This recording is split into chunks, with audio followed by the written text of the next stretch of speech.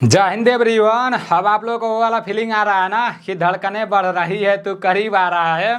तो ये फीलिंग तो आप लोगों को आना ही था। मैं आप लोगों से बार बार बोल रहा था मेरे भाई, आप लोगों का जो टाइम है ये टाइम किस तरह से निकल जाएगा आप लोग को पता भी नहीं चलेगा। कुछ लोग तो पढ़ाई कर रहे थे, लेकिन कुछ लोग बार बार सिर्फ ये सर्च मार के देख रहे थे कि अग्निवीर की भर्ती कब आने वाली है, इसका पेपर कब कराया जाएगा, ऑनलाइन कब से कब तक होगा। तो वो लोग सिर्फ उन्हीं सब चीज़ों में परेशान थे। अब उन लोगों को पता चल रहा है, अभी आप लोगों के पास जितना भी टाइम बचा है ना, अब ये सर्च मारकर अपना टाइम बर्बाद ना करो कि अग्निवीर का एडमिट कार्ड कब तक आएगा। मैं आप लोगों को कई बार बता चुका हूँ 22 अप्रैल से आप लोगों का पेपर चालू हो जाएगा। जिस दिन आपका पेपर रहेगा ना, उससे 3-4 दिन पहले आप लोगों के ईमेल आईडी पर आप लोगों का एडमिट कार्ड आ जाएगा, ठीक है ना। वो सारी चीज़ें मैं आप लोगों को बता दूंगा। बस आप लोगों को अब पढ़ाई करना है, और पढ़ाई में क्या करना है, प्रैक्टिस सेट लगाना है। कहीं नहीं अगर आपको प्रैक्टिस सेट मिल रहा है तो मेरे एप्लीकेशन में चले जाओ। मेरा एप्लीकेशन नीलेश डिफेंस कैरियर के नाम से है। मेरे एप्लीकेशन में आप लोगों को सिर्फ 99 रुपये में पूरे 30 मॉक टेस्ट देखने को मिलेंगे। और ये जो 30 मॉक टेस्ट है ना, इसमें जो मैथ का प्रश्न है उसका पूरा सॉल्यूशन आप लोगों को यूट्यूब पर देखने को मिलेगा, ठीक है ना। और बाकी अगर आप कहीं से मॉक टेस्ट लगा रहे हो तो वहाँ से आप मॉक टेस्ट लगाते रहो। चलते हैं अपने प्रश्नों की तरफ। आपका सबसे पहला प्रश्न है, देखो इस वीडियो में टोटल 50 प्रश्न लिए गए हैं, जिसमें से 15 प्रश्न जीके के रहने वाले हैं, 15 प्रश्न जीएस के रहने वाले हैं, 15 प्रश्न मैथ के रहने वाले हैं और 5 प्रश्न रीजनिंग के रहने वाले हैं। पूरा प्रश्न समाप्त होने के बाद लास्ट में ईमानदारी पूर्वक से कमेंट करके बताना कि इन 50 प्रश्नों में से आपका कितना प्रश्न सही हुआ है। और पिछला वाला मैं रिविजन इसलिए नहीं करा रहा हूँ, टाइम ही नहीं बचा है, तो मैं नया नया क्वेश्चन लाने का कोशिश कर रहा हूँ, अच्छा वाला क्वेश्चन लाने का कोशिश कर रहा हूं जो आप लोग नहीं देखे हो। पिछला वाला आप लोग रिवीजन करते रहना, ठीक है ना। अपना जो नोटबुक बनाए हो वहीं से रिवीजन करते रहना। यहाँ पर है कि किश्तवाड़ राष्ट्रीय उद्यान कहाँ स्थित है। तो किश्तवाड़ राष्ट्रीय उद्यान कहाँ स्थित है आप सभी लोगों को पता होना चाहिए, ठीक है ना। जम्मू कश्मीर, उत्तराखंड, झारखंड और राजस्थान है। तो इसका राइट आंसर क्या हो जाएगा, किश्तवाड़ राष्ट्रीय उद्यान आपका जम्मू कश्मीर में स्थित है, ठीक है ना। किश्तवाड़ राष्ट्रीय उद्यान कहाँ स्थित है, तो किश्तवाड़ राष्ट्रीय उद्यान जम्मू कश्मीर में स्थित है। पूछ देगा कि राजाजी नेशनल पार्क कहाँ पर स्थित है। राजाजी नेशनल पार्क कहाँ पर स्थित है आप सभी लोगों को पता होना चाहिए, ठीक है ना। बहुत बार पूछा गया है राजाजी नेशनल पार्क कहाँ पर स्थित है। तो राजाजी नेशनल पार्क आपका उत्तराखंड में स्थित है, ठीक है ना। ये आप लोगों को पता होना चाहिए। और यहाँ झारखंड के बारे में बताया गया है, तो हजारीबाग नेशनल पार्क कहाँ पर स्थित है ये भी आप लोगों को पता होना चाहिए, ठीक है ना। हजारीबाग नेशनल पार्क कहाँ पर स्थित है, तो हजारीबाग नेशनल पार्क आपका झारखंड में स्थित है, आप सभी लोगों को पता होना चाहिए। नेक्स्ट प्रश्न की तरफ चलते हैं। आपका नेक्स्ट प्रश्न यहाँ पर क्या दिया है कि अटल बिहारी वाजपेयी जी का समाधि स्थल यहाँ पर रहेगा, ठीक है ना। यहाँ पर आप लोग समाधि स्थल कर लो, टाइपिंग करने में थोड़ा सा मिस्टेक हो गया है तो इसको आप लोग देख लो, ठीक है ना। अटल बिहारी वाजपेयी जी का समाधि स्थल का नाम क्या है, किसान घाट, स्मृति स्थल, राजघाट और वीर भूमि। तो इसका राइट आंसर क्या हो जाएगा, अटल बिहारी वाजपेयी जी के समाधि स्थल का नाम क्या है आप सभी लोगों को पता होना चाहिए।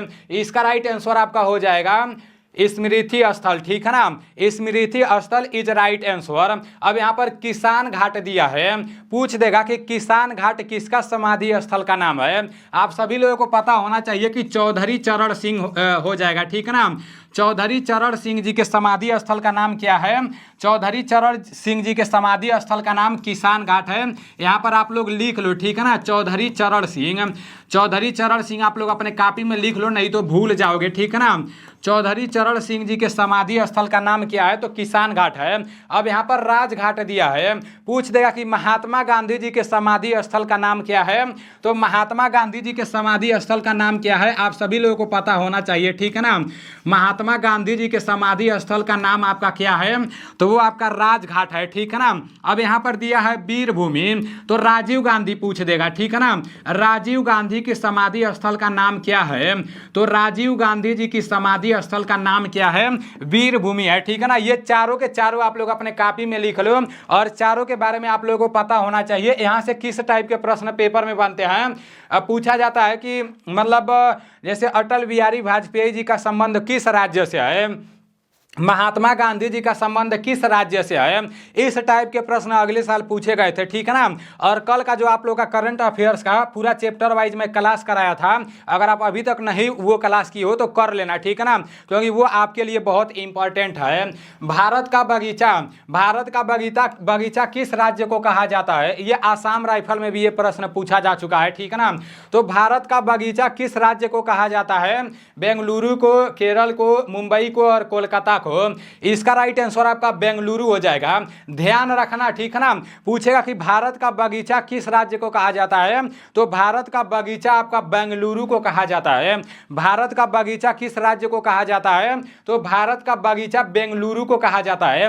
पूछ देगा कि मतलब भारत में मसालों का बगीचा किसे कहा जाता है। किसका बगीचा, मसालों का बगीचा, ठीक है ना। मसालों का बगीचा किस राज्य को कहा जाता है, तो आपका मसालों का बगीचा किस राज्य को कहा जाता है आप लोगों को पता होना चाहिए, ठीक है ना। मसालों का बगीचा आपका केरल को कहा जाता है। और भारत का प्रवेश द्वार किसे कहा जाता है, आप सभी लोगों को पता होना चाहिए, ठीक है ना। भारत का प्रवेश द्वार किसे कहा जाता है, आप लोग अपने कॉपी में लिख लो। भारत का प्रवेश द्वार मुंबई को कहा जाता है, ठीक है ना। भारत का प्रवेश द्वार किसे कहा जाता है, मुंबई को कहा जाता है। और कोलकाता दिया है ना, महलों का शहर किसे कहा जाता है। महलों का शहर किसे कहा जाता है, ये भी आप लोगों को पता होना चाहिए, ठीक है ना। महलों का शहर किसे कहा जाता है, तो महलों का शहर आपका कोलकाता को कहा जाता है। ये पूरा का पूरा आप लोग अपने कॉपी में लिख लो, ठीक है ना। चारों ऑप्शन के बारे में आप लोगों को क्लियर पता होना चाहिए। यहाँ पर आपका नेक्स्ट प्रश्न दिया है कि विश्व कैंसर दिवस कब मनाया जाता है। विश्व कैंसर दिवस कब मनाया जाता है, 28 फरवरी, 4 फरवरी, 10 जनवरी और 21 फरवरी। तो इसका राइट आंसर क्या हो जाएगा। विश्व कैंसर दिवस के बारे में बहुत बार पूछा गया है, ठीक है ना। तो विश्व कैंसर दिवस 4 फरवरी को मनाया जाता है। विश्व कैंसर दिवस कब मनाया जाता है, विश्व कैंसर दिवस 4 फरवरी को मनाया जाता है। और आपका यहाँ पर 28 फरवरी जो दिया है ना, तो 28 फरवरी को कौन सा दिवस मनाया जाता है, आप सभी लोग अपने दिमाग में बैठा लो, ठीक है ना। 28 फरवरी को राष्ट्रीय विज्ञान दिवस मनाया जाता है। बार बार पूछा जाने वाला प्रश्न है, ठीक है ना। राष्ट्रीय विज्ञान दिवस कब मनाया जाता है, तो राष्ट्रीय विज्ञान दिवस 28 फरवरी को मनाया जाता है, ठीक है ना। अब यहाँ पर दिया है 10 जनवरी, तो 10 जनवरी को कौन सा दिवस मनाया जाता है, विश्व हिंदी दिवस पूछ देगा, ठीक है ना। विश्व हिंदी दिवस के बारे में बात कर रहा हूँ। अब आप लोग राष्ट्रीय हिंदी दिवस के बारे में नहीं समझ लेना, ठीक है ना। विश्व हिंदी दिवस के बारे में मैं बात कर रहा हूँ। जब पूछेगा कि विश्व हिंदी दिवस कब मनाया जाता है, तो 10 जनवरी को विश्व हिंदी दिवस मनाया जाता है। पूछेगा कि राष्ट्रीय हिंदी दिवस कब मनाया जाता है, तो राष्ट्रीय हिंदी दिवस 14 सितंबर को मनाया जाता है, ठीक है ना। दोनों आप लोगों को पता होना चाहिए। राष्ट्रीय हिंदी दिवस 14 सितंबर को मनाया जाता है और विश्व हिंदी दिवस आपका 10 जनवरी को मनाया जाता है। आप सभी लोगों को यह बात क्लियर पता होना चाहिए, ठीक है ना। नेक्स्ट प्रश्न की तरफ चलते हैं। आपका नेक्स्ट प्रश्न यहां पर है कि नोबेल पुरस्कार प्राप्त करने वाली प्रथम भारतीय महिला कौन थी। मोस्ट इंपॉर्टेंट प्रश्न है, ठीक है ना। नोबेल पुरस्कार प्राप्त करने वाली प्रथम भारतीय महिला कौन थी। मदर टेरेसा, सरोजिनी नायडू, प्रतिभा पाटिल और मीरा कुमार। तो इसका राइट आंसर क्या हो जाएगा, इसका राइट आंसर आपका मदर टेरेसा हो जाएगा, ठीक है ना। Mother Teresa is right answer. Nobel पुरस्कार प्राप्त करने वाली प्रथम भारतीय महिला कौन थी, तो नोबेल पुरस्कार प्राप्त करने वाली प्रथम भारतीय महिला मदर टेरेसा थी। मदर टेरेसा को मतलब मदर टेरेसा का एक उपनाम है, ठीक है ना, वो भी आप लोगों को पता होना चाहिए। निर्मल हृदय के नाम से भी इन्हें जाना जाता है, ये भी आप लोगों को पता होना चाहिए, ठीक है ना। निर्मल हृदय, ये भी आप लोग अपने कॉपी में लिख लो तो सही रहेगा, ठीक है ना। और यहाँ पर सरोजिनी नायडू लिखा गया है। अगर पूछ देगा कि भारत की प्रथम महिला राज्यपाल कौन थी, भारत की प्रथम महिला राज्यपाल कौन थी, तो वो सरोजिनी नायडू थी, ठीक है ना। भारत की प्रथम महिला राज्यपाल कौन थी, ये आप सभी लोगों को पता होना चाहिए, ठीक है ना। तो प्रथम महिला राज्यपाल कौन थी, प्रथम महिला राज्यपाल आपका सरोजिनी नायडू थी, ठीक है ना। यहाँ पर राज्यपाल आप लोग कर लेना। प्रथम महिला राज्यपाल सरोजिनी नायडू थी। अब यहाँ पर मीरा कुमार लिखा गया है और यहाँ प्रतिभा पाटिल लिखा गया है। जब पूछा जाएगा कि भारत की प्रथम महिला राष्ट्रपति कौन थी, महिला राष्ट्रपति, ठीक है ना, पुरुष का बात नहीं किया जा रहा है, यहाँ पर महिला का बात किया जा रहा है। तो भारत की प्रथम महिला राष्ट्रपति कौन थी, तो वो प्रतिभा पाटिल थी, ठीक है ना, राष्ट्रपति महिला प्रतिभा पाटिल थी। आप सभी लोगों को पता होना चाहिए, इसको भी आप लोग अपने कॉपी में लिख लो, ठीक है ना। और पूछ देगा कि लोकसभा का प्रथम महिला अध्यक्ष कौन थी, लोकसभा का प्रथम महिला अध्यक्ष कौन थी, तो मीरा कुमार, ठीक है ना, लोकसभा का प्रथम महिला अध्यक्ष।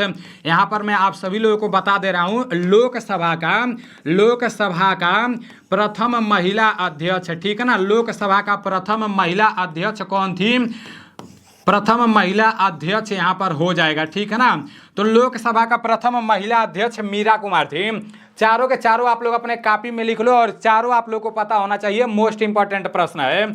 आपका नेक्स्ट प्रश्न यहां पर क्या दिया है कि स्वर कोकिला के नाम से किसे जाना जाता है, तो स्वर कोकिला के नाम से किसे जाना जाता है, आप सभी लोगों को क्लियर पता होना चाहिए।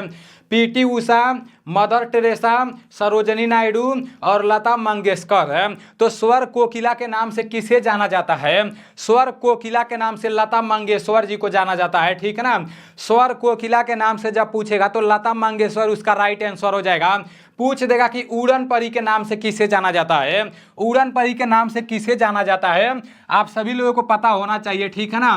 उड़न परी के नाम से किसे जाना जाता है, तो उड़न परी के नाम से पीटी उषा जी को जाना जाता है, ठीक है ना। और मदर टेरेसा के बारे में अभी मैं आप लोगों को बताया हूं, निर्मल हृदय के नाम से किसे जाना जाता है, तो निर्मल हृदय के नाम से किसे जाना जाता है, निर्मल हृदय के नाम से किसे जाना जाता है, आप सभी लोगों को पता होना चाहिए, ठीक है ना। मदर टेरेसा जी को निर्मल हृदय के नाम से जाना जाता है। और बोल देगा, यहाँ पर बोला है कि स्वर कोकिला बोला गया है। जब पूछा जाए कि भारत के कोकिला के नाम से किसे जाना जाता है, तो वो आपका सरोजनी नायडू हो जाएगा, ठीक है ना। यहाँ पर भारत का कोकिला हो जाएगा सरोजनी नायडू। इसको आप लोग अपने कॉपी में लिख लो। और मैं आप लोगों को इंपॉर्टेंट बात बता दे रहा हूँ, जैसे ही आप लोग का अग्निवीर का पेपर समाप्त होगा तो बीएसएफ ट्रेडमैन का भर्ती आने वाला है, उसमें भी ये पूरा का पूरा काम आएगा, ठीक है ना। और उसका भी क्लास बहुत जल्द आप लोग का चालू हो जाएगा। अग्निवीर के बाद या तो बीएसएफ का पूरा चैप्टर वाइज क्लास चलेगा या तो झारखंड पुलिस का, ठीक है ना। तो मैं सर से बोला हूँ वैसे डिसाइड किया जाएगा जो भी होगा। तो आप लोग पढ़ते रहना, बस कहीं ना कहीं नौकरी लगेगा, ठीक है ना। लगातार पढ़ते रहोगे तो अब जो सोचेगा यार हमारा तो कुछ हो ही नहीं पाएगा, हम तो बहुत कमजोर हैं, तो फिर वो कुछ नहीं हो पाएगा उसका, ठीक है ना। जो फील्ड में लगा रहेगा, लगातार पढ़ाई करते रहेगा, मेहनत करते रहेगा, तो उसका कहीं ना कहीं सिलेक्शन हो जाएगा मेरे भाई। मैं एक एक भाइयों से मिला हूँ, 46 बार दौड़ मारे हैं आर्मी में, 4 मार्कशीट है, 5 मार्कशीट है, लेकिन तभी भी वो लोग अभी भर्ती नहीं हो पाए हैं। और सबसे अच्छी बात यह है कि अभी तक वो लोग हार नहीं माने हैं, हिम्मत नहीं हारे हैं। तो मेरे भाई आपको भी हिम्मत नहीं हारना है। कुछ लोग 4 भर्ती देख लेंगे, 5 भर्ती देख लेंगे, सिलेक्शन नहीं हो पाएगा तो फील्ड छोड़कर चले जाएंगे। तो इतना आसानी से फील्ड नहीं छोड़ना है मेरे भाई, आप लोग को लगातार मेहनत करते रहना है। न्यूजीलैंड का राजधानी कहाँ पर है, तो अपने देश के जितने भी पड़ोसी देश हैं, जैसे चीन, नेपाल, भूटान, बांग्लादेश, म्यांमार, श्रीलंका, तो इन सब देशों के राजधानी के बारे में आप लोग को याद कर लेना है। और इन सब देशों के मुद्रा के बारे में आप लोग को याद कर लेना है, क्योंकि उधर से भी एक प्रश्न आपके पेपर में टपकते हैं, ठीक है ना। यहाँ पर न्यूजीलैंड की राजधानी के बारे में बताया गया है, इसका राइट आंसर आपका वेलिंगटन हो जाएगा, ठीक है ना। न्यूजीलैंड की राजधानी कहाँ पर है, तो वेलिंगटन है। यहाँ दूसरा नंबर दिया है जकार्ता, तो जकार्ता पूछ देगा कि इंडोनेशिया का राजधानी कहाँ पर है, क्या पूछेगा, इंडोनेशिया, ठीक है ना। जब इंडोनेशिया का राजधानी पूछेगा तो वो जकार्ता हो जाएगा, ठीक है ना। इंडोनेशिया का राजधानी आपका जकार्ता है। अब ओटावा यहाँ पर दिया है, पूछ देगा कि कनाडा का राजधानी कहाँ पर है, तो कनाडा का राजधानी आपका ओटावा है, ठीक है ना। पूछ देगा कि इराक का राजधानी कहाँ पर है, तो इराक का राजधानी आपका बगदाद है। इसको अपने अपने कॉपी में लिख लो, ये मोस्ट इंपॉर्टेंट है, ठीक है ना। और सिर्फ यही नहीं मोस्ट इंपॉर्टेंट है, पूरे देश के जितने भी पड़ोसी देश हैं उन लोगों के राजधानी के बारे में आप लोग को पता होना चाहिए। यहाँ पर दिया है ऋषिकेश किस नदी के किनारे बसा है, ऋषिकेश किस नदी के किनारे बसा है, गोमती, ब्रह्मपुत्र और गंगा, यहाँ यमुना रहेगा, ठीक है ना। इसका राइट आंसर क्या हो जाएगा, ऋषिकेश किस नदी के किनारे बसा है, तो आपका गंगा नदी के किनारे ऋषिकेश बसा है, ठीक है ना। और गंगा नदी के किनारे आपका मतलब हरिद्वार बसा है, इलाहाबाद बसा है, बनारस बसा है, उसके बाद से आपका कानपुर बसा है, फिर पटना बसा है। मैं आप लोगों को बार बार रिवीजन कराते रहता हूँ। अब यहाँ पर गोमती दिया है, पूछ देगा कि लखनऊ किस नदी के किनारे बसा है, तो लखनऊ किस नदी के किनारे बसा है, आपका लखनऊ गोमती नदी के किनारे बसा है, ठीक है ना। और पूछ देगा गुवाहाटी, जिसको लिखा जाता है गुवाहाटी, ठीक है ना। तो गुवाहाटी जैसे वा साइलेंट रहता है, गुवाहाटी हम लोग बोल देते हैं। तो गुवाहाटी किस नदी के किनारे बसा है, तो ब्रह्मपुत्र नदी के किनारे गुवाहाटी बसा है, ठीक है ना। और यमुना यहाँ पर लिखा गया है, तो दिल्ली किस नदी के किनारे बसा है, दिल्ली किस नदी के किनारे बसा है, दिल्ली आपका यमुना नदी के किनारे बसा है, ठीक है ना। और साथ ही साथ आगरा भी किस नदी के किनारे बसा है, तो आगरा भी आपका यमुना नदी के किनारे बसा है। तो ये आप लोगों को क्लियर पता होना चाहिए, ठीक है ना, क्योंकि आपको फौजी बनना है तो मेरे भाई इतना तो करना ही पड़ेगा। और अभी आप जो तैयारी कर रहे हो ना, ये ना सोचो कि सिर्फ हम ही तैयारी कर रहे हैं, आपके साथ साथ आपके जो छोटे भाई हैं या बड़े भाई हैं या छोटी बहन है या बड़ी बहन है या आपके जो माता पिताजी हैं, सब लोग समझो तैयारी कर रहे हैं। सब लोग उम्मीद लगा कर बैठे हैं कि आज नहीं तो कल आप पेपर पास करोगे, दौड़ने जाओगे, मेडिकल फिट होगे और फौजी बनकर घर आओगे, ठीक है ना। सभी लोग उम्मीद लगा कर बैठे हैं, तो मेरे भाई मेहनत करते रहो। यहाँ पर लिखा गया कि वाटर पोलो में कितने खिलाड़ी होते हैं, तो वाटर पोलो में कितने खिलाड़ी होते हैं, 6, 7, 9 और 11। इसका राइट आंसर क्या हो जाएगा, वाटर पोलो में कितने खिलाड़ी होते हैं, आप सभी लोगों को पता होना चाहिए। मैं आप लोगों को पोलो में कितने खिलाड़ी होते हैं ये बताया हूँ, मैं आप लोगों को बताया हूँ कि पोलो में कितने खिलाड़ी होते हैं। तो पोलो में आपके 4 खिलाड़ी होते हैं, ठीक है ना। पोलो में कितने खिलाड़ी होते हैं, पोलो में 4 खिलाड़ी होते हैं। लेकिन यहाँ पर तो दिया है वाटर पोलो, तो वाटर पोलो में आपके 7 खिलाड़ी होते हैं, ठीक है ना। वाटर पोलो में 7 खिलाड़ी होते हैं। अब यहाँ पर आपका 6 जो दिया है ना, वॉलीबॉल में कितने खिलाड़ी होते हैं, तो वॉलीबॉल में कितने खिलाड़ी होते हैं, वॉलीबॉल में आपके कितने खिलाड़ी होते हैं। देखो अभी लिखने में मिस्टेक हो गया है, तो इसको आप लोग लिख देना, ठीक है ना। वॉलीबॉल में कितने खिलाड़ी होते हैं, आप सभी लोगों को पता होना चाहिए। वॉलीबॉल में कितने खिलाड़ी होते हैं, तो वॉलीबॉल में आपके 6 खिलाड़ी होते हैं। यहाँ पर 9 दिया है, तो खो खो में कितने खिलाड़ी होते हैं, खो खो में आपके 9 खिलाड़ी होते हैं, ठीक है ना। खो खो में कितने खिलाड़ी होते हैं, तो खो खो में 9 खिलाड़ी होते हैं। अब यहाँ पर दिया है, आपका दिया है 11 खिलाड़ी। तो आपका जो भारत का राष्ट्रीय खेल हॉकी है ना, तो उसमें 11 खिलाड़ी होते हैं। हॉकी के साथ साथ जो फुटबॉल होता है ना, तो फुटबॉल में भी 11 खिलाड़ी होते हैं। फुटबॉल के साथ साथ जो इंग्लैंड का राष्ट्रीय खेल है ना, क्रिकेट जो है ना, तो क्रिकेट में भी कितने खिलाड़ी होते हैं, तो क्रिकेट में भी 11 खिलाड़ी होते हैं। ये आप लोगों को पता होना चाहिए, ठीक है ना। नेक्स्ट प्रश्न की तरफ चलते हैं। आपका नेक्स्ट प्रश्न यहाँ पर दिया है कि अमेरिका का राष्ट्रीय खेल क्या है, अमेरिका का राष्ट्रीय खेल क्या है, आप सभी लोगों को पता होना चाहिए। क्रिकेट, बेसबॉल, फुटबॉल और हॉकी। इसका राइट आंसर क्या हो जाएगा, अमेरिका का राष्ट्रीय खेल आपका बेसबॉल है, ठीक है ना। अमेरिका का राष्ट्रीय खेल क्या है, तो अमेरिका का राष्ट्रीय खेल बेसबॉल है।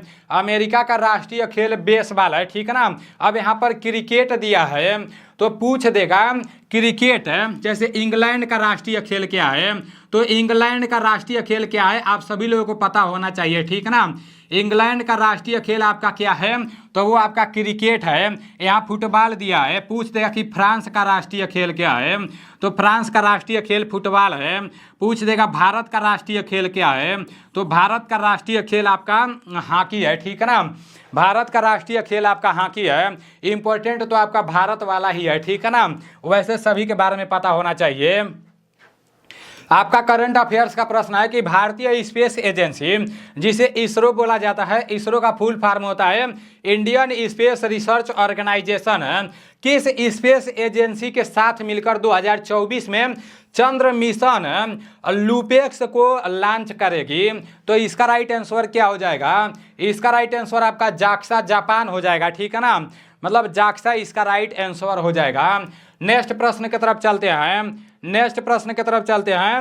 यहाँ पर नेक्स्ट प्रश्न है कि तमिलनाडु की राजधानी कहाँ पर है, तो तमिलनाडु की राजधानी कहाँ पर है, बेंगलुरु, चेन्नई, जयपुर और कोलकाता। तो इसका राइट आंसर क्या हो जाएगा, प्रत्येक राज्य के राज्यपाल के बारे में ज्यादा आप लोग पढ़ना, क्योंकि राज्यपाल से प्रश्न बनते हैं, ठीक है ना। तमिलनाडु की राजधानी आपका कहाँ पर है, तमिलनाडु की राजधानी आपका चेन्नई है, ठीक है ना। पूछ देगा कि कर्नाटक का राजधानी, कहाँ का राजधानी, कर्नाटक का राजधानी, ठीक है ना। तो ये आप लोगों को पता होना चाहिए। कर्नाटक का जो आपका राजधानी है ना वो बेंगलुरु है। पूछ देगा राजस्थान का राजधानी, राजस्थान का राजधानी कहाँ पर है। देखो आप लोग को अगर पता होगा तभी भी रिवीजन करते रहना। राजस्थान का राजधानी जयपुर है। पूछ देगा तो पश्चिम बंगाल का राजधानी कहाँ पर है, पश्चिम बंगाल का राजधानी आपका कहाँ पर है, ये आप लोगों को पता होना चाहिए, ठीक है ना। पश्चिम बंगाल का राजधानी आपका कोलकाता है। देखो प्रत्येक राज्य के राज्यपाल के बारे में ज्यादा पढ़ना, क्योंकि राज्यपाल से बहुत टॉप प्रश्न पूछते हैं सर। 1857 के स्वतंत्रता संग्राम का प्रतीक क्या था। 1857 का संबंध मंगल पांडे से है। 1857 की क्रांति की शुरुआत कहाँ से हुई थी, तो मेरठ से हुई थी। 1857 की क्रांति में मतलब जैसे जो जिनका मुख्य भूमिका था मंगल पांडे जी का था, ये तो आप लोगों को पता होना चाहिए। अब यहाँ पर बोला कि 1857 के स्वतंत्रता संग्राम का प्रतीक क्या था, कमल और घास, कमल और रोटी, कमल और जल और नॉन ऑफ दीज है। तो इसका राइट आंसर कमल और रोटी हो जाएगा, ठीक है ना। कमल और रोटी इज राइट आंसर। 1857 के स्वतंत्रता संग्राम का प्रतीक मतलब चिन्ह होता है, तो चिन्ह क्या था, कमल और रोटी था, ठीक है ना। आपका नेक्स्ट प्रश्न यहाँ पर दिया है कि विलायत खां का संबंध किस वाद्य यंत्र से है। विलायत खां का संबंध किस वाद्य यंत्र से है, बांसुरी, सितार, संतूर और बीड़ा। तो इसका राइट आंसर आपका सितार हो जाएगा, ठीक है ना। विलायत खां का संबंध किस वाद्य यंत्र से है, तो सितार से है। पूछ देगा हरि प्रसाद चौरसिया का संबंध किस वाद्य यंत्र से है, तो हरि प्रसाद चौरसिया का संबंध किस वाद्य यंत्र से है, आप सभी लोगों को पता होना चाहिए, ठीक है ना। हरि प्रसाद चौरसिया का संबंध किस वाद्य यंत्र से है, तो हरि प्रसाद चौरसिया का संबंध आपका बांसुरी से है। और सबसे पुराना पूछ देता है, ठीक है ना। पंडित रविशंकर भी पूछ देता है, तो पंडित रविशंकर का संबंध किस वाद्य यंत्र से है, पंडित रविशंकर का संबंध किस वाद्य यंत्र से, रवि बोल रहा है ना, पंडित रविशंकर का संबंध किस वाद्य यंत्र से है, आप सभी लोगों को पता होना चाहिए, ठीक है ना। पंडित रविशंकर का संबंध आपका किस वाद्य यंत्र से है, तो वो आपका संतूर से है। यहाँ पर पूछ देगा कि सबसे प्राचीन वाद्य यंत्र कौन सा है, सबसे प्राचीन वाद्य यंत्र कौन सा है, तो सबसे प्राचीन वाद्य यंत्र कौन सा है, वो आपका बीड़ा है, ठीक है ना। नेक्स्ट प्रश्न की तरफ चलते हैं, यहाँ से भी प्रश्न बनते हैं, ठीक है ना। आपका सामान्य ज्ञान का लास्ट प्रश्न है, उसके बाद से सामान्य विज्ञान आएगा। यहाँ पर आपका है कि 1962 में भारत और चीन की लड़ाई के दौरान भारत के प्रधानमंत्री कौन थे। इस टाइप के भी प्रश्न देखने को मिलते हैं, ठीक है ना। 1962 में देखो कितना बार लड़ाई हुआ है ये आप लोगों को पता होना चाहिए, ठीक है ना।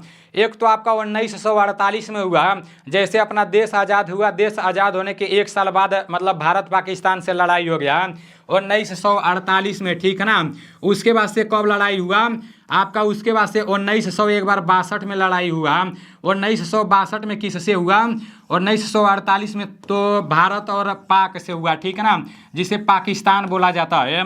1962 में भारत और चीन से हुआ, ये पूरा आप लोगों को पता होना चाहिए, ठीक है ना। 1962 में आपका भारत और चीन से हुआ। उसके बाद से 1971 में फिर से हुआ, तो 1971 में आपका भारत और पाकिस्तान से हुआ, ठीक है ना। ये पाकिस्तान वाले ढेर फड़फड़ाते हैं सब, पाकिस्तान से हुआ 1971 में भारत और पाकिस्तान से हुआ। उसके बाद से आपका क्या आ जाएगा, आपका आ जाएगा 1999, ठीक है ना। एक आ जाएगा आपका 1999, तो 1999 में कारगिल युद्ध हुआ। 1999 में कौन सा युद्ध हुआ, कारगिल युद्ध कब हुआ, डायरेक्ट पूछ देता है, ठीक है ना। तो आपका कारगिल युद्ध 1999 में हुआ। और एक और है जो यहाँ पर आपका 1965 हो जाएगा, ठीक है ना।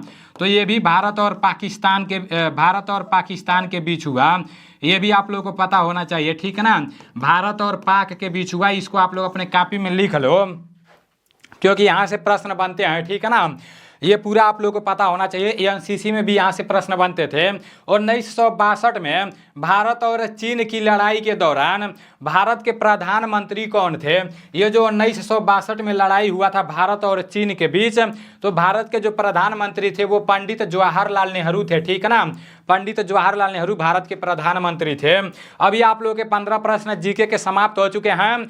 जीके तो आप लोग बहुत बढ़िया से पढ़ लेते हो, लेकिन अब जीएस के तरफ चलते हैं। जीएस में तो सिर्फ मैं एक ही ऑप्शन के बारे में बताता हूं, तो इसके पीछे का रीजन मैं आप लोगों को बता दिया हूं। हाँ देखो, ऐसा प्रश्न मैं लेकर आता हूं जो प्रश्न अगले बार पूछे गए थे, जिस टाइप के प्रश्न पूछे जा सकते हैं। तो पूरा जीएस भी आप लोगों को देखना है और मैथ भी आप लोगों को देखना है, क्योंकि मैथ भी मतलब अंक सेम नहीं रहेगा, लेकिन पूरा का पूरा उसी टाइप का प्रश्न देखने को मिलेगा। ठीक है ना, आप लोगों को आइडिया लग जाएगा कि हाँ मैथ का किस टाइप का प्रश्न देखने को मिलेगा। लगातार मैथ लगाते रहो और काफी सारा मैथ अगले साल वाला है, तो सेम मैथ देखने को मिल जाएगा। ठीक है ना, जनित रोग है। देखो ये प्रश्न मैं कल भी डाला था, तो वहाँ पर गलती हो गया। ठीक है ना, वहाँ पर मैं एड्स बता दिया था, लेकिन जो एड्स होता है ना, विषाणु जनित रोग होता है। विषाणु को वायरस भी बोला जाता है। ठीक है ना, लेकिन यहाँ पर जीवाणु जनित रोग के बारे में पूछा जा रहा है। तपेदिक, एड्स, रेबीज और खसरा, तो इसका राइट आंसर आपका तपेदिक हो जाएगा। ठीक है ना, जीवाणु जनित रोग कौन सा है? तो जीवाणु जनित रोग आपका तपेदिक है। आप लोग अपने दिमाग में बैठा लो, कल ये प्रश्न गलती हो गया था, तो आज इसको एकदम बढ़िया से देख लेना है। आपका नेक्स्ट है कि निम्न में से सबसे भारी तत्व है। निम्न में से सबसे भारी तत्व कौन सा है?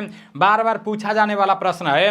लिथियम, ऑस्मियम, एल्यूमिनियम और हाइड्रोजन। तो इसका राइट आंसर क्या हो जाएगा? निम्न में से सबसे भारी तत्व ऑस्मियम होता है। ठीक है ना, निम्न में से सबसे भारी तत्व ऑस्मियम होता है और सबसे हल्का आपका लिथियम होता है। ठीक है ना, नेक्स्ट प्रश्न की तरफ चलते हैं। आपका नेक्स्ट प्रश्न यहाँ पर दिया है कि पौधों में भोजन बनाने की क्रिया क्या कहलाती है? हरित लवक, प्रकाश संश्लेषण, हाइड्रोजनीकरण, नॉन ऑफ दीज। तो इसका राइट आंसर प्रकाश संश्लेषण हो जाएगा। ठीक है ना, पौधों में भोजन बनाने की क्रिया क्या कहलाती है? तो पौधों में भोजन बनाने की क्रिया आपका प्रकाश संश्लेषण कहलाती है। ठीक है ना, पौधों में भोजन बनाने की क्रिया आपका प्रकाश संश्लेषण कहलाती है। अपने दिमाग में बैठा लो।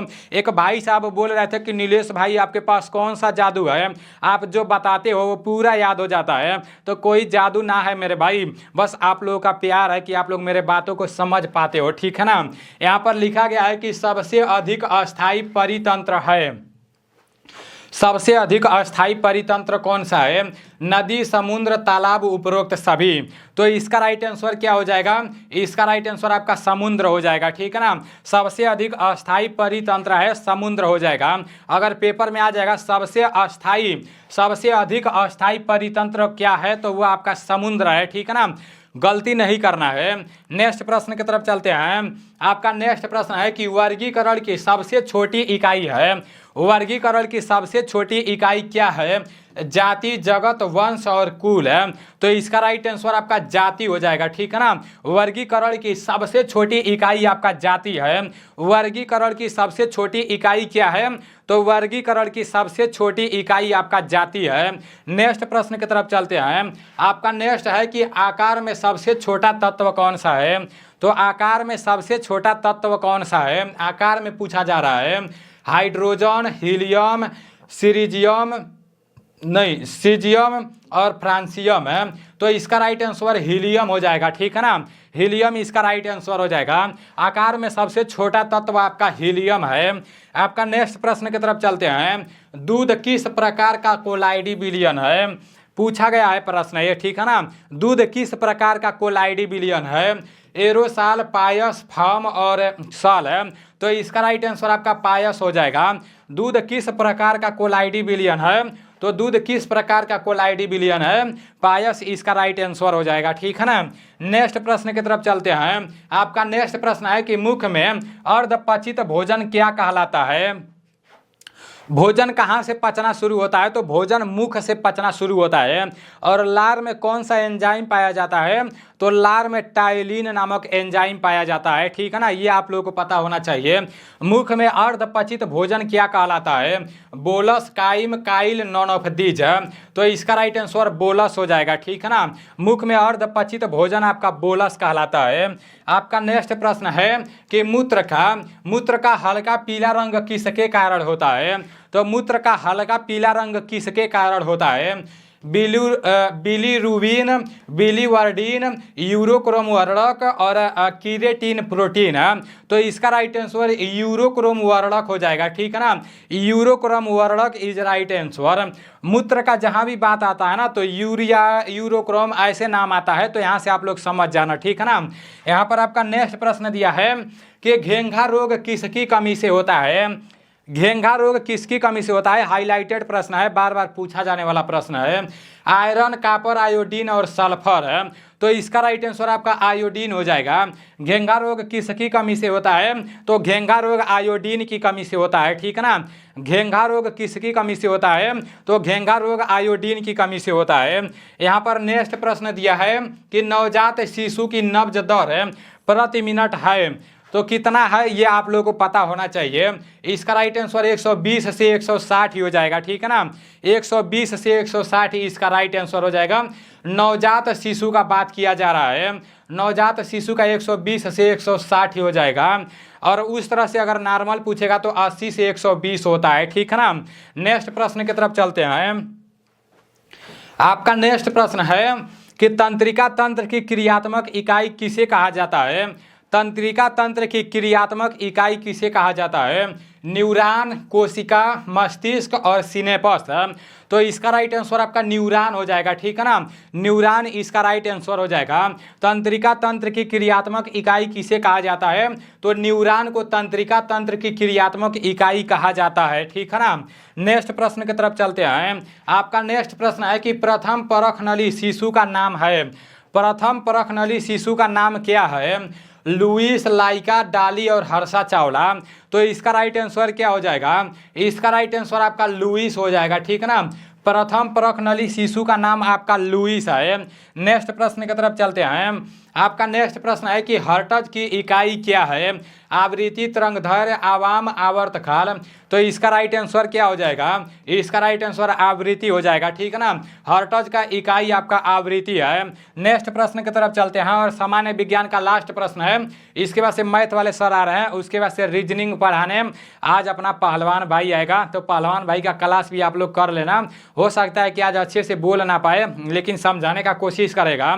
अगर वो आप लोगों को नहीं समझ आएगा ना, जैसे पढ़ने में तो बहुत तेज है, मतलब यूपी पुलिस का पेपर वो दिया था तो बहुत अच्छा स्कोर आया था, शायद उसका यूपी पुलिस में हो भी गया होता। एसएससी जीडी का पेपर दिया तो एसएससी जीडी में जितना प्रश्न सही मतलब किया था ना, सब के सब सही है, बस चार प्रश्न गलत है। गलती यही किया वो कि वो पूरा प्रश्न जैसे नहीं किया, बस उसको जितना आता था वही किया, ठीक है ना। तो मतलब अच्छा खासा है पढ़ने में, लेकिन देखते हैं समझा पाता है कि नहीं। अगर नहीं समझा पाएगा तो फिर से उसको मैं प्रैक्टिस करवाऊंगा। पढ़ने में तो ठीक ठाक है, ठीक है ना। प्रैक्टिस कराऊंगा, मतलब 10 दिन 15 दिन फिर से वो समझाने आएगा, अगर आज नहीं समझा पाएगा तो। लेकिन आज 5 रीजनिंग का क्लास आप ही लोगों को वो कराएगा, ठीक है ना। आपका यहाँ पर दिया है कि ध्वनि की चाल सबसे कम किस में होती है, ठोस में, तरल में, गैस में और निर्वात में। तो इसका राइट आंसर क्या हो जाएगा, ध्वनि की चाल किस में होती है, तो ध्वनि की चाल सबसे कम किस में होती है, तो आपका निर्वात इसका राइट आंसर हो जाएगा, ठीक है ना। अभी मैथ वाले सर आ रहे हैं, मैथ वाले सर के बाद पहलवान भाई आएगा। देखो उसका रीजनिंग जैसे 56 में से 50 प्रश्न 52 प्रश्न सही हो जाता है, पूरा अच्छे से पढ़ाई किया है, लेकिन अभी कहीं कुछ पढ़ाया वढ़ाया नहीं है, किसी के सामने ज़्यादा बोला नहीं है। लेकिन आज मैं देख रहा हूँ, बस गलती पता है वो क्या कर सकता है, जो बताएगा पूरा इसी तरह छेक लेगा और यहीं पर लिखेगा, खूब धीरे धीरे बोलेगा, लेकिन इसको अभी मैं समझा दे रहा हूँ, ठीक है ना। मैं शिवम कुमार निषाद, नीलेश डिफेंस कैरियर में आप लोगों का स्वागत है। नीलेश डिफेंस कैरियर ऐप में जो भी टेस्ट सीरीज है, जिन भाइयों ने नहीं परचेज किया है वो परचेज कर लें, क्योंकि उसमें बेस्ट मटेरियल जो भी है उसमें डाल दिया गया है और उसी का सोल्यूशन हर रोज़ 2 सोल्यूशन दिया जाता है आप लोगों का। आज उसका 14 नंबर टेस्ट सीरीज का 14 नंबर है, जिसका सोल्यूशन आप लोगों को मिलेगा। और यहाँ क्वेश्चन देखिए, पहला क्वेश्चन डाला गया है कि एक व्यक्ति 400 आम के क्रय मूल्य पर 320 आम बेचता है, उसका लाभ प्रतिशत बताइए। इन है तो लाभ प्रतिशत का फॉर्मूला क्या होता है, देखिए लाभ प्रतिशत इज इक्वल टू लाभ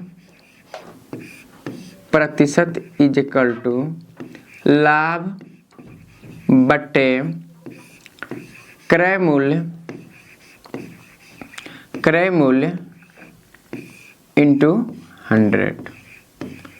ये हमारा फॉर्मूला है क्या, किसका, लाभ प्रतिशत का। ठीक है, अब हमें लाभ कितना हो रहा है, 400 आमों का क्रय मूल्य पर 320 आम बेच देता है। तो जाहिर सी बात है 400 में से 320 को हम घटा देंगे। यहाँ देखिए लाभ निकालना है, 400 में से 320 घटा तो लाभ कितना हो रहा है, 80 आमों का। क्रय मूल्य कितना है, 400 गुणे 100।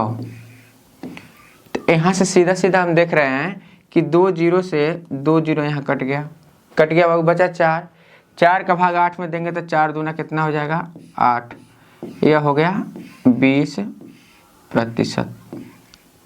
और ऑप्शन में हमारा कौन सा दिख रहा है, पहला नंबर दिख रहा है कि 20% हो गया।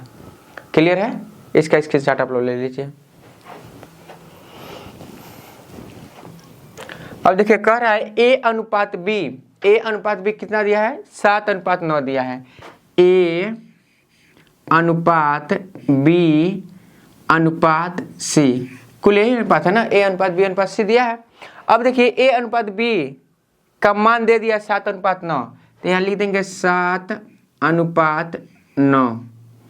और B अनुपात C कितना दिया है, 5:7। इतना देने के बाद हम देख रहे हैं कि 9 के जस्ट बगल वाला क्या है हमारा, खाली है।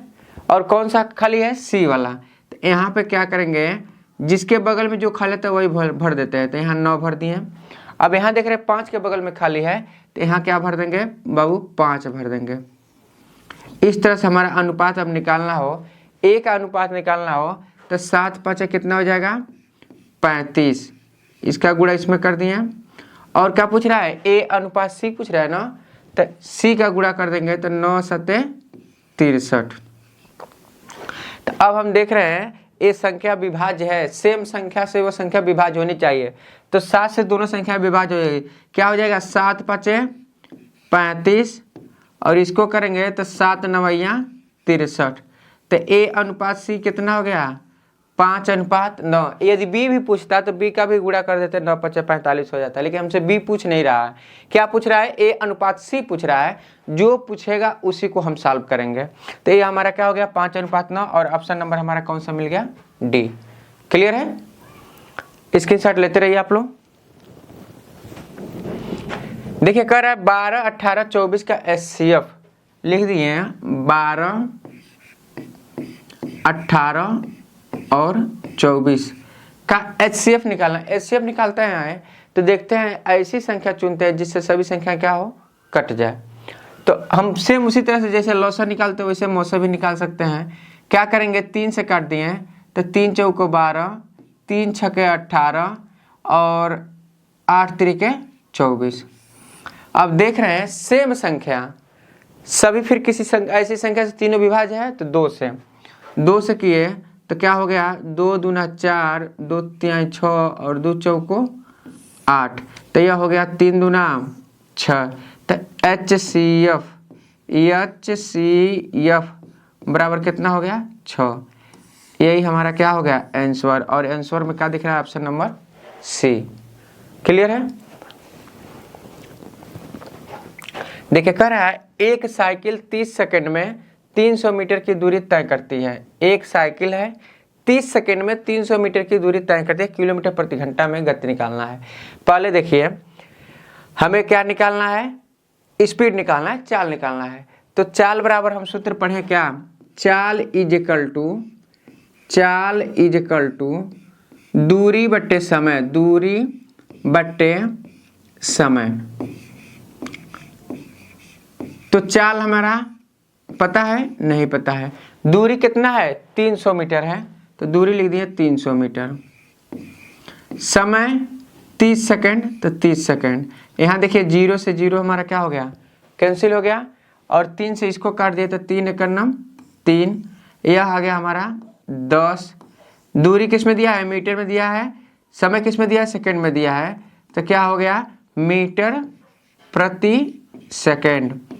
अब मीटर पर सेकंड हमें किस में बदलना है, किलोमीटर प्रति घंटा में। तो किलोमीटर प्रति घंटा में बदलने के लिए क्या बताएं, 18/5 से गुणा कर देंगे।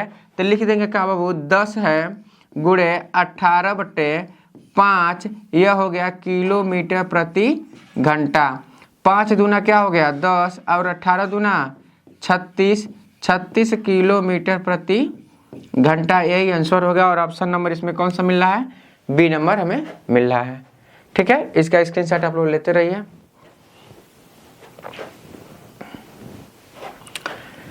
कह रहा है यदि 4 छात्रों की लंबाई क्रमशः इतना इतना सेंटीमीटर है तो औसत लंबाई क्या होगी। औसत लंबाई,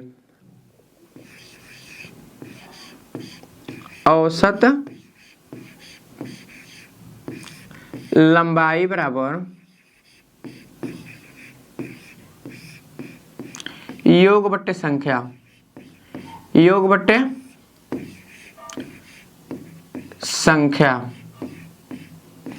तो अब योग निकालेंगे तो पहले क्या लिखेंगे, योग में 140, 136, 142 और 140 बट्टे 4, सबका योग कर देंगे, सबको जोड़ लेंगे बाबू।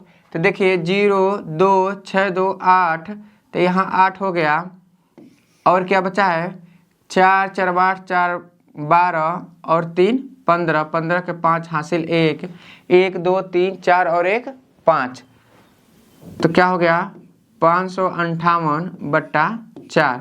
अब 4 से काटे तो 4 एक नाम कितना हो गया 4, बचा कितना 1, इसे दिया तो 15, तो 4 तिहाई 12, बचा कितना 3, इसे दे दिया तो कितना हो गया 38, 4 नवैया 36, 3 30, 4 पचे 20, 4 पचे 20, तो यह हो गया 136.5। और ऑप्शन नंबर 104 नवैया 36 होता है ना, 1 मिनट 4 नवैया 36, यहाँ देख लीजिएगा 4 एक नम 4, 1 दिया 15, 4 तिहाई 12 और कितना बचा 3 बचा ना, 3 दिया 38, तो 4 नवैया 36 होगा। ठीक है, 4 नवैया 36 कितना बचा 2, तो 20 हुआ, तो 4 पचे 20, 139.5। और ये ऑप्शन नंबर कौन सा मिल रहा है, बी मिल रहा है। देखिए कह रहा है 18 आदमी 12 मीटर लंबी सड़क को 20 दिन में खोद सकते हैं, तो 12 आदमी 15 दिन में कितनी लंबी सड़क को खोदेंगे।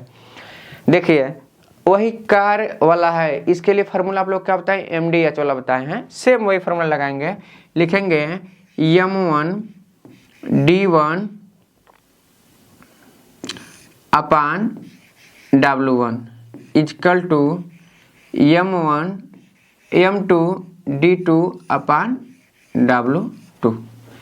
ठीक, और दिया रहेगा घंटा भी दिया रहता तो घंटा भी लिखते हैं, लेकिन इसमें नहीं दिया। क्या कह रहा है 18 आदमी, M है 18, 12 मीटर लंबी सड़क को कार्य कितना कर रहा है 12 मीटर लंबी सड़क को खोदने में कितना दिन लगा रहा है 20 दिन लगा रहा है, तो खोद सकते हैं। तो 12 आदमी, तो मतलब M2 12 आदमी 15 दिन में कितनी सड़क को खोद सकते हैं, यही पूछ रहा है। तो क्या करेंगे हम, यहाँ काटेंगे 4 से, तो 4 पचे क्या हो गया 20 और 4 तिहाई 12, 3 से काट दिया तो 3 छके 18 और यह हो गया 6 दूना 12, 5 तिहाई 15, 3 दूना क्या हो गया 6, 1 इजकल टू 6 बट्टे W के इधर गुणा कर W बराबर क्या हो गया 6 मीटर क्या करेंगे सड़क को आराम से खोद देंगे।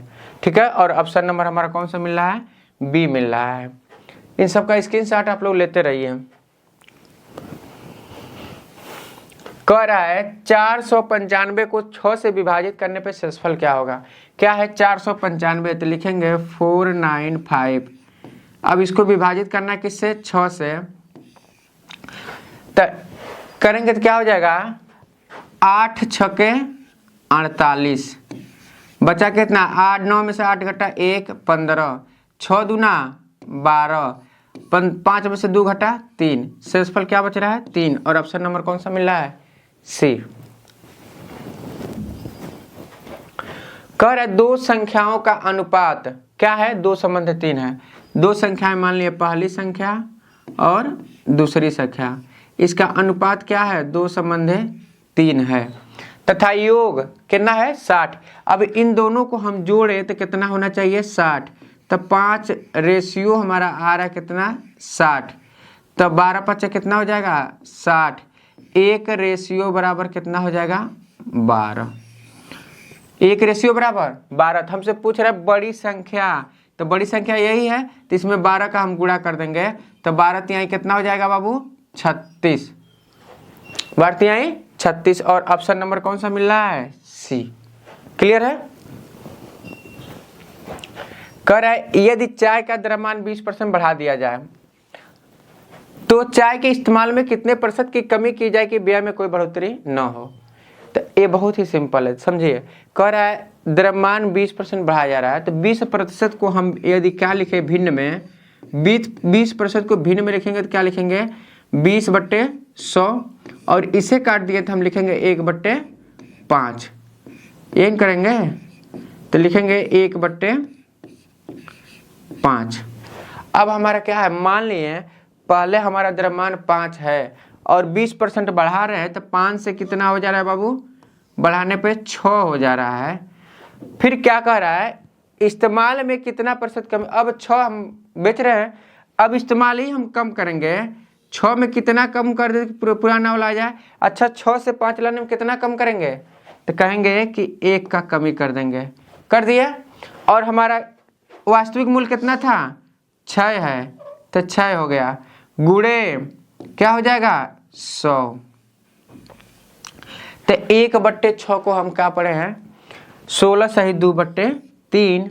अगर नहीं याद है तो 6 का इसमें भाग दे देंगे 100 में, तो क्या हो जाएगा 6 एकम 6 बचा 4 40, 6 छके 36, 16 सही 2/3। ठीक है, यही आंसर हो गया।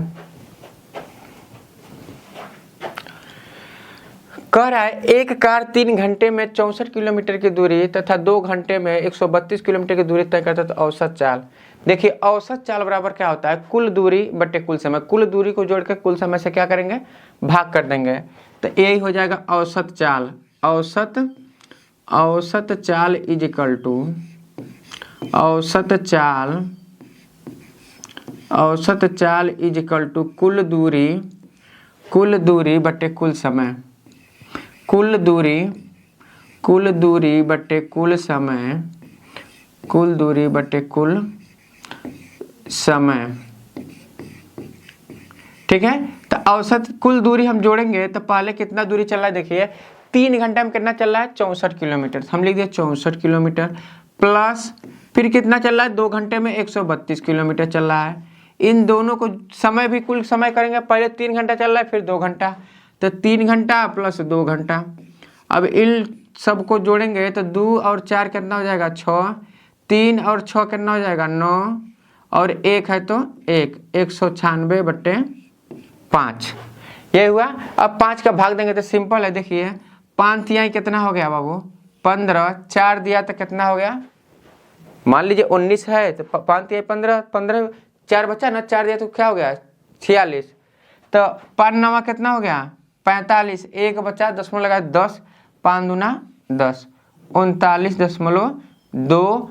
दूरी किस में है किलोमीटर में, तो किलोमीटर, समय कितना है घंटा में, तो किलोमीटर प्रति घंटा। और ऑप्शन नंबर कौन सा मिल रहा है 2, 39.2 किलोमीटर प्रति घंटा।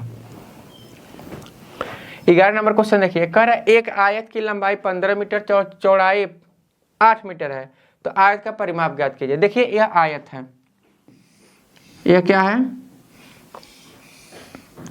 लंबाई कितना दिया है 15 मीटर और चौड़ाई कितना दिया है 8 मीटर, तो ये भी क्या हो जाएगा 15 मीटर, ये भी हो जाएगा 8 मीटर। क्यों, क्योंकि आयत का आमने सामने की भुजा क्या होगी बराबर। परिमाप है, परिमाप सभी भुजाओं का योग होता है, परिमाप क्या होता है सभी भुजाओं का योग, परिमाप बराबर सभी भुजाओं का योग।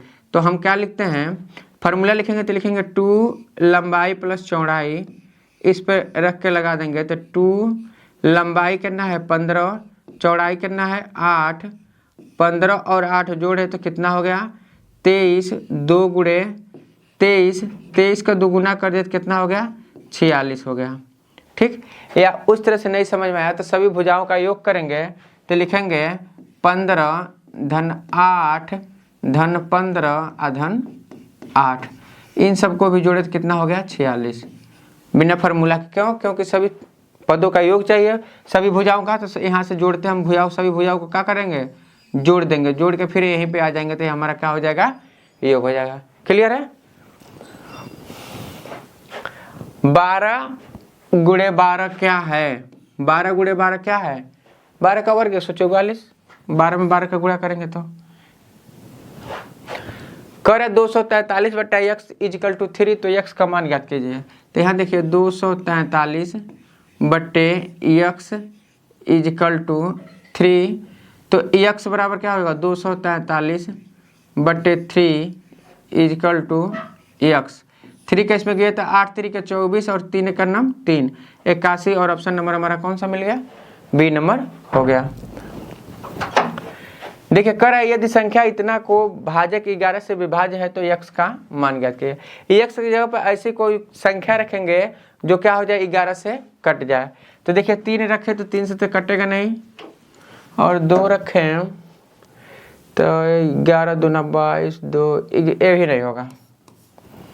4 रखे तो 11 चौक 44, फिर 4 46, 11 चौक 44, ये भी नहीं हो रहा, लास्ट में फंस जा रहा है।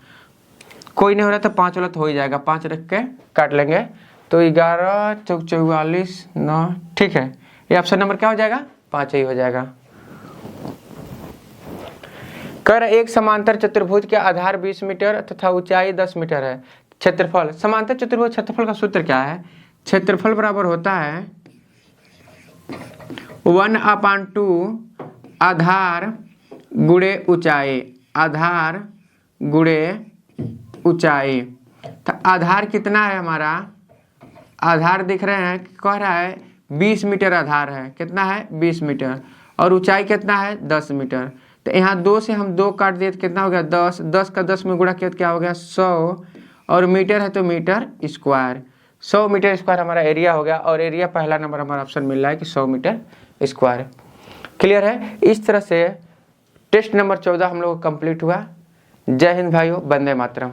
आज का रीजनिंग का क्लास मैं लेने वाला हूँ। हालांकि मेरा रीजनिंग का सब्जेक्ट बहुत अच्छा है, मेरा फेवरेट भी है, और मेरा जो रीजनिंग का क्लास पढ़ाने का तरीका कैसा लगेगा आप कमेंट करके बताइएगा, और गलत लगेगा तो कमेंट करिएगा, मैं अगले दिन सुधार करके फिर और अच्छा समझाने की कोशिश करूँगा।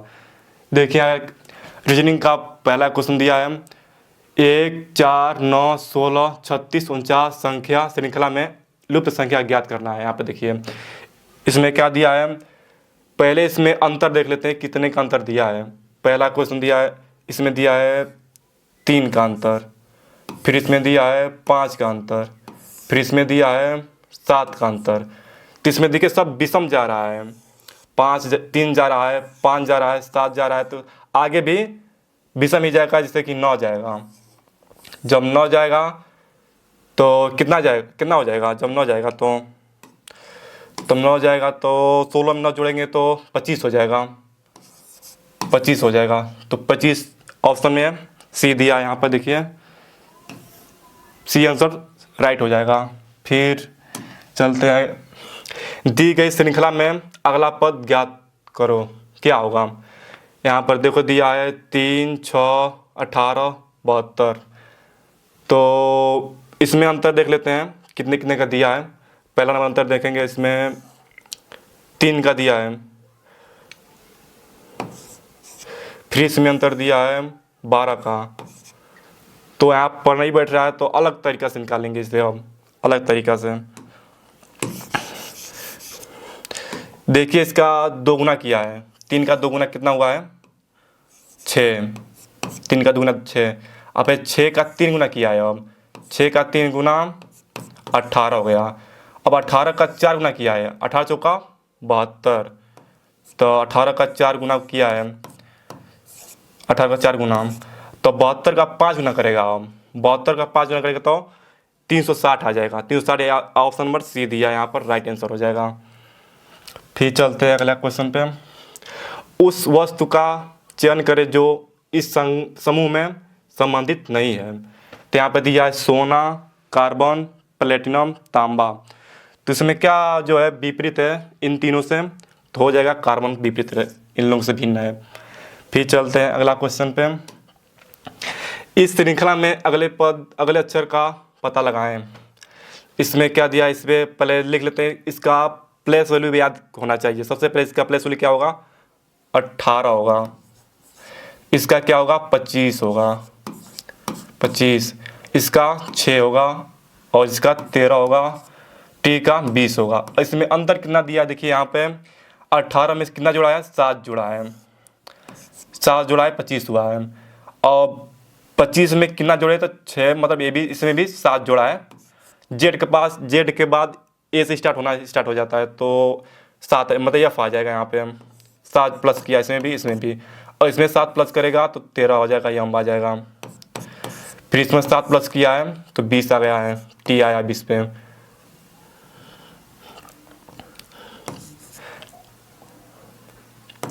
और इसमें 7 प्लस करेगा तो 20 जो आता है टी पे आता है, तो 7 प्लस करेगा तो ए आ जाएगा। यहाँ पे ए कहाँ पर है, बी ऑप्शन सही है। अब चलते हैं, ये रक्त संबंध का सवाल है, देखते क्या बोलता है। निकिता की माँ के भाई का बेटा सुरेश है, तो सुरेश का निकिता से क्या संबंध है। तो पहला नंबर निकिता की माँ, तो कोई यहाँ निकिता है यहाँ पे, इसकी कोई माँ है, तो माँ को माइनस की तरफ से लिखा जाएगा। इसकी कोई माँ है, माँ के भाई का बेटा, इसके निकिता की माँ का कोई भाई है, यहाँ पर है माँ का भाई, तो निकिता का क्या लगेगा, मामा लगेगा, मामा। तो निकिता की माँ का भाई का बेटा जो लगेगा, बेटा सुरेश है।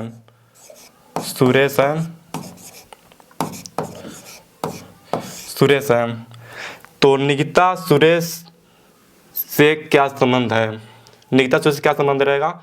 जब ये मामा है, निकिता का मामा है, तो इसका लड़का है, तो ममेरा भाई इसका राइट आंसर हो जाएगा।